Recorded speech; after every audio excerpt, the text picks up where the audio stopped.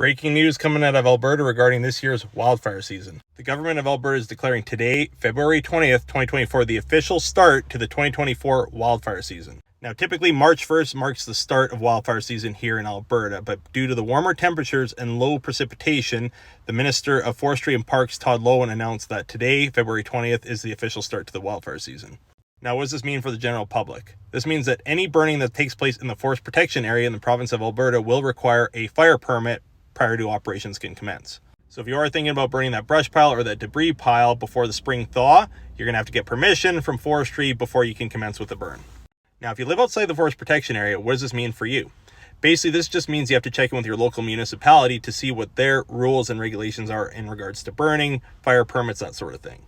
But keep in mind that a lot of counties, towns, municipalities, that sort of thing will keep lockstep with what the province comes out with. So if the province is saying it's an early start to the fire season, I can see a lot of counties following suit behind. Now, what does this mean if you don't get the proper authorization prior to doing a burn? This basically just means that you could have a fire response to your location if somebody calls in the fire, sees the smoke, that sort of thing, and you could be on the hook for the bill.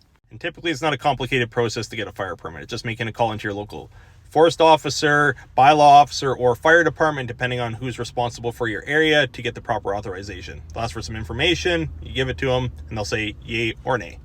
And lastly, just to clarify, just so there's no miscommunication, this is not a fire restriction, this isn't a fire ban, so having campfires, cooking fires, that sort of thing is completely permitted. Just keep an eye on it, make sure it's controlled, and it's not going to create a fire hazard.